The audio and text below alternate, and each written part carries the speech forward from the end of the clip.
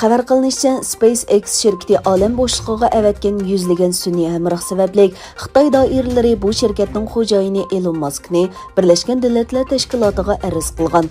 Egilanishicha, Beijing Birlashgan Davlatlar Tashkilotiga yozgan xatida SpaceX qo'yib bergan sun'iy hamrohlarning Xitoyning olam bo'shlig'iga so'qilib ketish xavfi borligini o'tirg'a qo'ygan.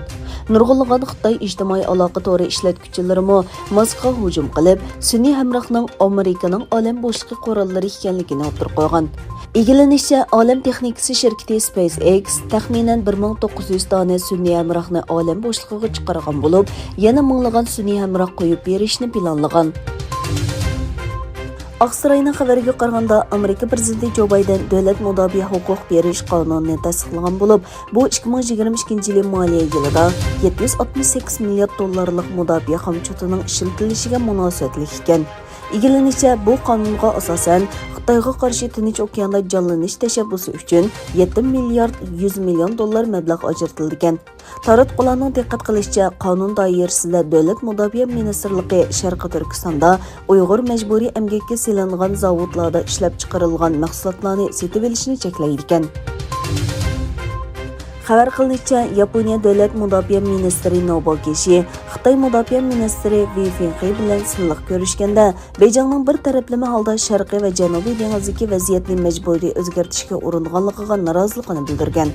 U yana Tayvan bo'g'ozining tinchligi va muqimligining Yaponiyaning bexatarligi va xalqaro jamiyat uchun intayin muhim ekanligi, Yaponiyaning taraqqiyotini yaqindan kuzatayotganligini aytgan. Qozog'iston energiya ministri Magzum Mirzagaliyevning aytishicha, Qozog'istonda yadro elektr stansiyasi qurish ehtiyoji tug'ilgan. U elektr stansiyasining o'rniga mos keladigan rayon ustida tadqiqotning boshlanganligini aytdi. Bir haftadan buyon qamal qilingan Xitoyning Xi'an shahrida bir kunda 175 yerlik manbalik yo'qolguvchi bayqalgan. Xitoy taratqullarining xabar qilishicha, bu son Wuhan shahridagi kunlik yo'qolguvchi sonidan eshib rekord yaratgan. Egilanishicha, Xi'an shahriga kechalab 150 harbiy doktor o'rinlashtirilgan bo'lib, ahvolga qarab bu son ko'payishi mumkin ekan. Amerikaning Kolorado shtatining Denver shahrida yuz bergan qurol to'qnashuvida 5 odam qazo qildi, 3 odam yaralandi. Egilanishicha, shahar markazida yuz bergan qurolli hujumda kimlik uchurlari ham bahrlanmagan hujumchi o'xshamagan nuqtalarda o'q chiqarib 4 odamni o'ldirgan. Uningdan boshqa 3 odam yaralangan bo'lib, ularning biri soqchi ekan. Xitoyning Sharqi Turkistonga yangi tayinlangan partkom sekretari Mاشىڭرۈي Xi Jinpingning atalmish Xinjiangni idora qilish siyosatida davomliq chang turadiganligini bildirgan.